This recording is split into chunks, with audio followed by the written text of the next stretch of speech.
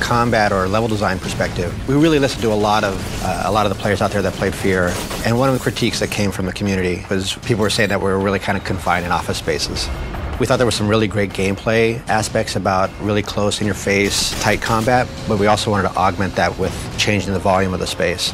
So by opening up, we can kind of create an ebb and flow of pacing of combat and how that's going to resolve.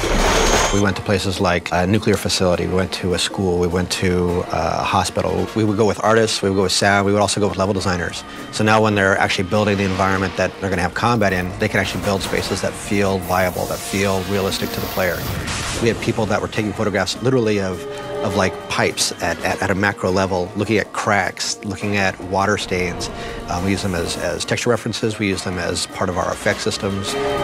Ultimately, we try to use as much as we possibly can because it adds credibility to the scene. I think the key thing to keeping the player on the edge of their seat is to surprise them and not let them get too comfortable. You can sort of let them think that they're getting into a pattern, but then you have to vary it. We basically built a color story, much like they do in film. You know, as things start to become a little more tense, you're going to start to see more aggressive colors. And as things start to become a little more subdued in the story, we're going to kind of bring down that color map so that it starts to feel a little more relaxed.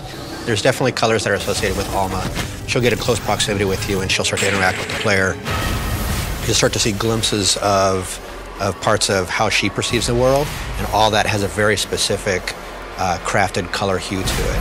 So as we keep coming back to it time and time again, we're reinforcing that, and then we pay it off great at the end of the game, helping explain it and kind of pull it all together.